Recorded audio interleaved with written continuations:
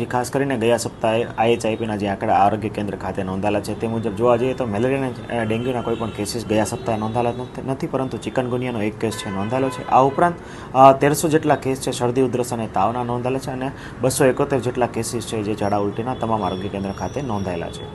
હાલમાં મિશ્ર ઋતુનો અહેસાસ છે લોકોને થઈ રહ્યો છે, જેના કારણે વાયરલ ઇન્ફેક્શનની માત્રામાં ઘણો બધો વધારે જોવા મળે છે. લોકોને સિઝનલ ફ્લૂની લક્ષણો છે એ જોવા મળે છે. શરદી ઉધરસ અને તાવ, ઠંડી લાગવી વગેરે લક્ષણો સાથે લોકો છે એ OPDમાં આવી રહ્યા છે. હાલ જે છે મિશ્ર ઋતુનો અહેસાસ થયો છે. સવારે ઠંડી, બપોરે ગરમી અને પછી રાત્રે પણ ઠંડીનો અહેસાસ છે.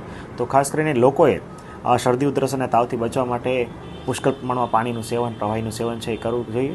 ખાસ કરીને ઋતુગત જેટલા ફળો જે અત્યારે આવી રહ્યા છે તેનું સેવન છે એ ખૂબ હિતાવહ છે.